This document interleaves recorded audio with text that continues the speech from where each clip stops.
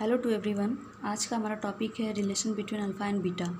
Alpha beta जो हमने यहाँ पे नाम लिखा है, alpha beta is the current gain parameter of common base and common emitter configurations. हम ट्रांजिस्टर कन्फिग्रेशंस के बारे में पढ़ चुके हैं, common base, common emitter and common collector. तो इनके हम जो मुख्य पैरामीटर होता है करंट गेन, आज उनके बारे में देखेंगे और उनके रिलेशन के बारे में देखेंगे और उनका मान देखेंगे कि क्या होता है, कैसे हम उनको करंट के टर्म में लिखते हैं। तो सबसे पहले देखते हैं कि बीजेटी हमारा एक करंट कंट्रोल डिवाइस है और इसका जो करंट इक्वेशन होता है वो emitter current equal I base current plus collector current होता है। आपको सिंबल में बताया गया है कि एमीटर करंट अगर इनकमिंग है या फिर आउटगोइंग है, तो इनकमिंग है तो उस समय पे बेस और कलेक्टर करंट दोनों आउटगोइंग होते हैं। तो उसके बेसिस पे अगर हम केसीएल लगा के अगर ये इक्वेशन लिखते हैं तो हमारा बनता है I equal to I B plus I C. Next अब हम कन्फिग्रेशंस की बात कर रहे हैं। कन्फिग्रेशन हमारा 3 होता है, common base, common emitter and common collector. उसका करस्पॉन्डिंग जो करंट गेन पैरामीटर है वो अल्फ़ा, बीटा और गामा है।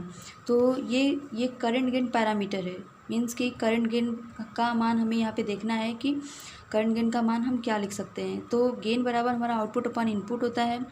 तो करंट के टर्म में इसका मान क्या होगा, जैसे कि हम सबसे पहले एग्जांपल अगर लेते हैं, एग्जांपल के टर्म में तो सबसे पहले हमने लिया है कॉमन बेस। कॉमन बेस में हम ये डायग्राम के अनुसार बेस को कॉमन करेंगे और एमीटर हमारा इनपुट साइड में होगा और आउटपुट में हमें कलेक्टर मिलता है। तो इसलिए यहाँ पे जो इनपुट करंट का मान होगा वो एमीटर करंट हो जाएगा और आउटपुट करंट का जो मान होगा वो कलेक्टर करंट हो जाएगा।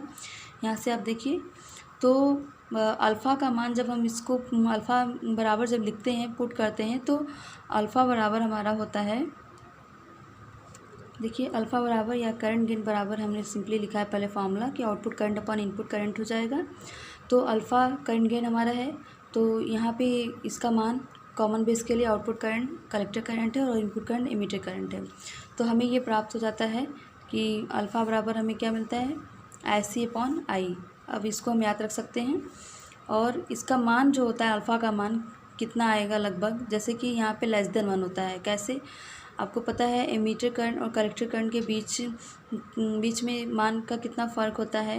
जैसे कि एमीटेड जितने भी मेजॉरिटी कैरियर्स होते हैं वो उनका 2% पार्ट हमारा बेस में रिकम्बाइन होता है और बाकी 98% पार्ट हमारा कलेक्टर में जाके रिकम्बाइन होता है।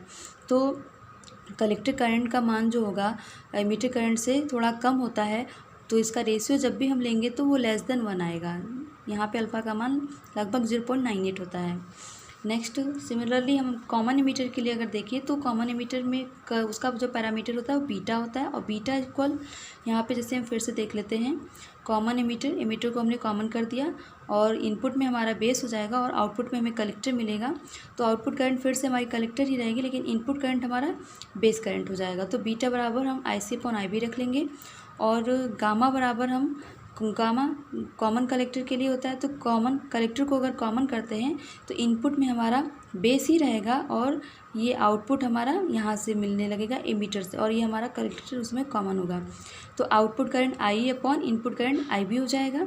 इन दोनों का मान देख लेते हैं कि लगभग कितना होता है। जैसे कि आई बेस करंट का मान सबसे कम होता है, वो 2% ही होता है। जैसा कि बताया आपको कि एमिटेड जो हमारे मेजॉरिटी कैरियर्स होते हैं वो बेस में बहुत ही कम रिकम्बाइन करते हैं, ओनली 2% रिकम्बाइन करते हैं। तो जिसके कारण जो उसका बेस करंट का मान जनरेट होता है वो भी बहुत कम होता है। तो इनका जब रेशियो देखेंगे तो इनके मान में करंट मान में बहुत ही अंतर होता है, जिससे इसके रेशियो बहुत हाई आता है और लगभग 100 होता है। सिमिलरली एमीटर और बेस करंट में भी वही आएगा कि इसका जो मान होगा लगभग 100 होता है।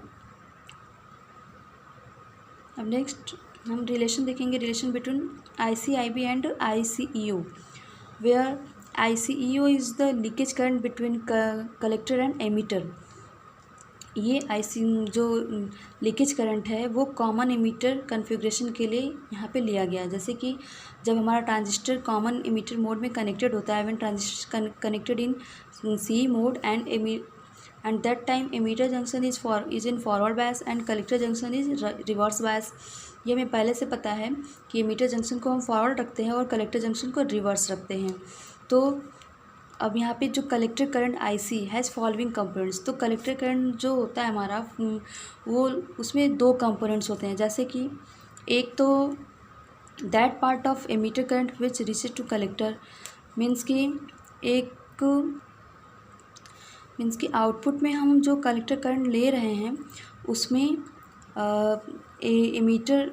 उस एमीटर करंट का वो पार्ट जो कलेक्टर तक पहुंच रहा है उसका मान क्या होगा। और दूसरा लीकेज करंट उसमें फ़्लो हो रही है। लीकेज करंट कहाँ से फ़्लो हो रही है, सबसे पहले तो ये जान लीजिए आप कि आपको पता है कि कलेक्टर जंक्शन हमारा रिवर्स में है। रिवर्स में होने के कारण उसमें माइनॉरिटी कैरियर्स के कारण एक लीकेज करंट फ़्लो होती रहती है जो ICEO है, वो कलेक्टर और एमीटर टर्मिनल के बीच में फ़्लो होती है। कॉमन एमीटर डायग्राम में आप आउटपुट पार्ट में देख सकते हैं कि कलेक्टर और एमीटर के बीच ही हम अपना आउटपुट लेते हैं, तो उन्हीं के बीच में ये लीकेज करंट फ्लो होता है। लीकेज माइनॉरिटी कैरियर्स जनरेट कहाँ से होते हैं, क्योंकि लीकेज करंट माइनॉरिटी कैरियर्स के कारण ही फ्लो होता है। माइनॉरिटी कैरियर्स हमारे वहाँ पे थर्मल वाइब्रेशन के कारण जनरेट होते हैं, तो इनके कारण जो फ्लो होने वाली करंट है वो ICU है। और जो हमें फाइनल जो आउटपुट हमें करंट मिलता है कलेक्टर पे, उसमें से उस कलेक्टर करंट IC में से हम इस लीकेज करंट को माइनस करेंगे तो हमारा ये हमें पार्ट प्राप्त होगा, that part of emitter current which reaches to collector, means कि एमीटर के द्वारा जो कलेक्टर तो चार्ज कैरियर्स पहुँच रहे हैं उनके कारण जो हमें करंट मिल रही है वो उस करंट का मान IC माइनस ICEO होगा। अब यहाँ पे हम लिख सकते हैं current gain beta. Common ammeter के लिए करंट गेन हमारा बीटा होता है, तो हमने स्टैटिक लिखा है। यहाँ पे स्टैटिक में हम DC लेते हैं, DC हम यहाँ पे बीटा DC लिख देंगे, और बीटा DC बराबर output current upon input current. Output current हमारा कलेक्टर करंट है, इसमें IC minus ICU, and input current है बेस करंट। अब यहाँ से इसको हम सॉल्व कर लेंगे क्योंकि हमें बीटा का मान निकालना है। सॉल्व करेंगे तो मिलेगा क्या, यहाँ पर इस तरीके से हमें एक इक्वेशन मिलेगा, IC equal to beta DC IB plus ICO को हम इस साइड में कर देंगे, और यहाँ से हम निकाल सकते हैं बीटा बराबर IC अपॉन IB, जिसमें हमने ICO जो कि लीकेज करंट है उसको हमने यहाँ पे नेगलेक्ट कर दिया है क्योंकि उसका मान बहुत ही कम होता है, माइक्रो एम्पियर में होता है। एंड नाउ नेक्स्ट हमारा रिलेशन है relation between alpha and beta, means कि alpha DC and beta DC। फिर से सबसे पहले इक्वेशन हम जानते हैं, emitter current equal to base current plus collector current, means I equal to IB plus IC। अब इसको हम यहाँ पे IC से डिवाइड करेंगे। IC से डिवाइड क्यों करेंगे, पर हमें ये ट्रिक भी पता होना चाहिए, क्योंकि हमें रिलेशन जो फाइंड करना है अल्फ़ा और बीटा के बीच में फाइंड करना है, तो इसमें हम देखेंगे कि अल्फ़ा कहाँ से आएगा, बीटा कहाँ से आएगा। अल्फ़ा बराबर IC अपॉन I और बीटा बराबर IC अपॉन IB, जिसमें I और IB दोनों ही है यहाँ पर। तो हम इसको IC से अगर केवल डिवाइड कर देते हैं दोनों में, तो ये अल्फ़ा यहाँ पे मिल जाएगा, बीटा मिल जाएगा और ये 1 हो जाएगा। इस तरीके से हमने यहाँ पे डिवाइड किया है IC से डिवाइड करने के बाद हमने इनका मान पुट कर दिया है। जैसे अल्फ़ा बराबर IC अपॉन I है, ये I अपॉन IC लिखा है, तो ये 1 अपॉन अल्फ़ा DC हो जाएगा। Similarly 1 upon beta DC plus 1। फिर इसके बाद इसको हम सॉल्व कर लेंगे तो हमारा ये टर्म मिलेगा हमको। उसके बाद हम इनको ऊपर कर देंगे दोनों साइड को, तो हमारा अल्फ़ा DC इक्वल टू हमें beta DC upon 1 plus beta DC मिल जाएगा। इसको सिंपली हम इस तरीके से याद कर सकते हैं कि अल्फ़ा बराबर हमें beta equal to beta upon 1 plus beta, means कि अल्फ़ा बराबर बीटा अपॉन 1 प्लस बीटा हमें ये प्राप्त होता है। और बीटा के टर्म में अगर बीटा इक्वल हम निकालना चाहेंगे यहाँ से, तो हमें मिलेगा alpha DC upon 1 minus alpha DC, या फिर इसको हम सिंपली इस तरीके से याद कर सकते हैं, बीटा बराबर अल्फ़ा अपॉन 1 माइनस अल्फ़ा। ये हमें याद करना होगा, अल्फ़ा बराबर बीटा अपॉन 1 प्लस बीटा के टर्म में, और बीटा बराबर है तो अल्फ़ा अपॉन 1 माइनस अल्फ़ा। बहुत ही ईजी है, आप इसको पढ़िए, और जो भी ना समझ में आए इसको कमेंट बॉक्स में ज़रूर बताइए, और ज़्यादा से ज़्यादा लोगों को शेयर कीजिए और सब्सक्राइब कीजिए, और अपने दोस्तों को भी बताइए। Thank you.